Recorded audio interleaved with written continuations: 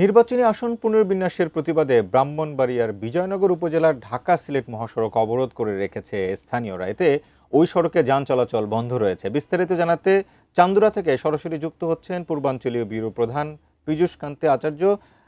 পীযূষ কান্তি আচার্য, এর আগেও আমরা দেখেছি যে নির্বাচনী যে স্থান তার পুনর্বিন্যাস নিয়ে অনেক এলাকাতেই আমরা এই ধরনের কর্মসূচি পালন করতে দেখেছি, এবং আজকে যে সড়ক অবরোধ হয়েছে এই মুহূর্তে কি চলছে সেখানে? কোনো এই অবরোধ তুলে নেওয়া কিংবা সড়ক ছেড়ে যাওয়ার কোনো নির্দেশনা দেওয়া হয়েছে কিনা, কিংবা এখনকার কি পরিস্থিতি রয়েছে আপনার কাছে জানাবেন।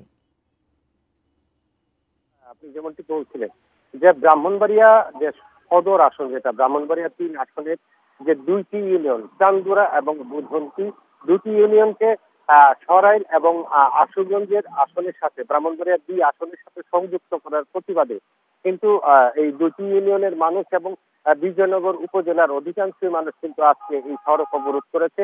সকাল ১১টা থেকে কিন্তু এই অবরোধ শুরু হয়। এখন পর্যন্ত আমরা যতটুকু জানতে পেরেছি প্রায় ৪০ কিলোমিটার দীর্ঘ এই যানজটের সৃষ্টি হয়েছে। কিন্তু এখন পর্যন্ত প্রশাসনের কাউকে বা এখানে আমরা এই বিষয়টি সুরাহা করার জন্য কাউকে এখানে আসতে দেখিনি।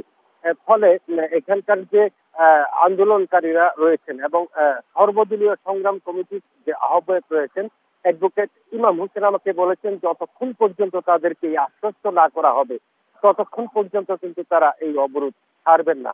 হ্যাঁ, এবং তারা বলছেন এই অবরোধ হবে অনির্দিষ্টকালে, যতক্ষণ পর্যন্ত তারা তাদেরকে আশ্বস্ত না করা হবে তখন পর্যন্ত তারা ছাড়বেন না। এবং আমরা কথা বলেছি এখানকার চালক এবং যাত্রীদের সাথে, সবাই কিন্তু সংক্ষুব্ধ এবং তারা বলছেন দীর্ঘক্ষণ যাবৎ কিন্তু তারা এখানে একই স্থানে বসে আছে। এবং বিশেষ করে যাত্রীবাহী যে বাসগুলো রয়েছে এবং ট্রাকগুলো রয়েছে, যাত্রী বাসের যাত্রীরা অনেকে কিন্তু অসুস্থ হয়ে পড়েছে। আপনি জানেন প্রচন্ড রোদের কারণে কিন্তু গরমও এখানে প্রচন্ড গরম রয়েছে।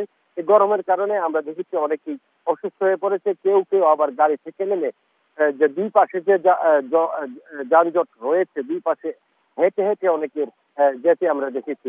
এবং সবশেষে বলতে চাই যে তারা যেই দাবিটি জানিয়েছে যতক্ষণ পর্যন্ত তাদের দাবি আদায় না হবে ততক্ষণ পর্যন্ত তারা সেই এই অবরোধ চালিয়ে যাবে বলে তারা ঘোষণা দিয়েছে।